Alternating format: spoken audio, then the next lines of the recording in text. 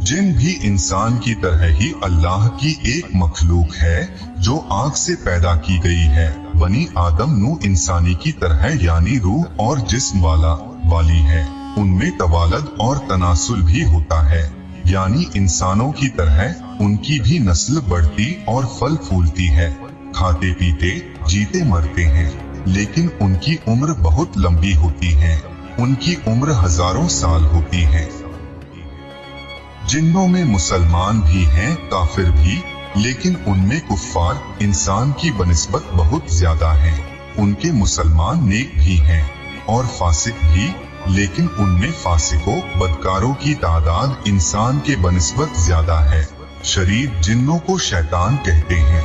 इन सबका सरगना इब्लीस है, जो कि पहले जिन मारिज के पोते का बेटा था। इब्लीस ने हजरत आदम अलैहिस्सलाम को गुरूर में आकर सजदा करने से इनकार कर दिया था और हुक्म खुदा की नाफरमानी की थी, जिसकी वजह से रांदा बारगाह इलाही हुआ और हमेशा के लिए मरदूद किया गया।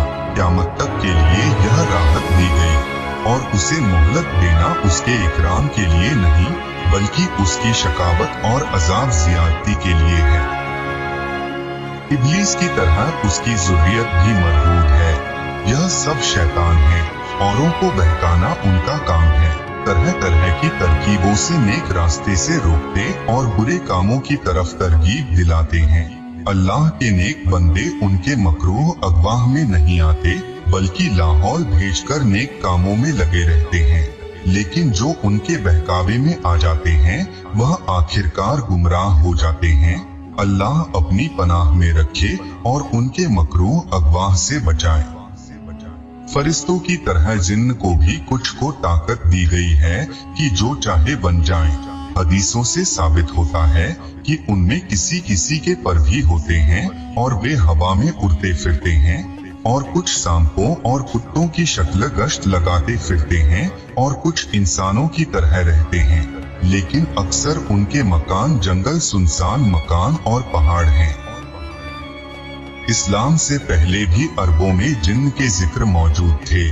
उस जमाने में सफर करते वक्त जब रात आ जाती थी तो मुसाफिर अपने इलाके के जिन्न के सरदार के सुपुर्द करके सो जाते थे।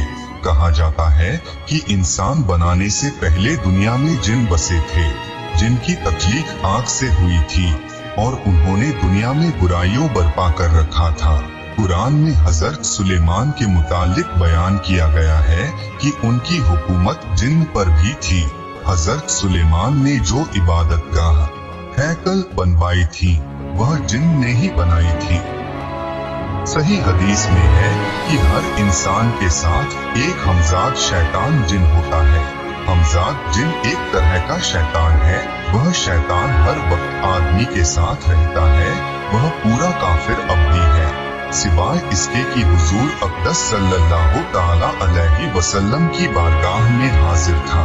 वो इसकी बरकत से मुसलमान हो गया।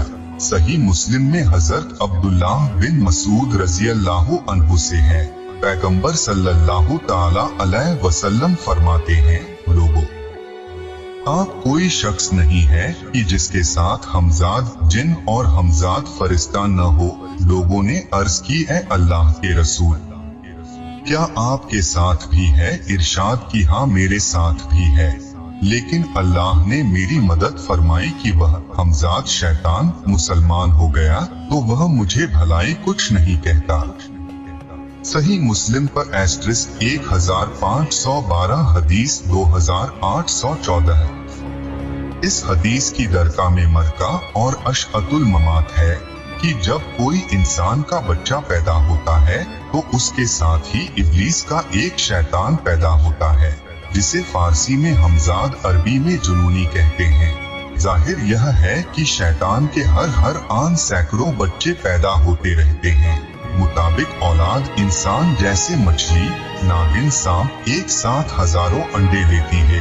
ताकवती जराशिम हर आन बच्चे देते रहते हैं।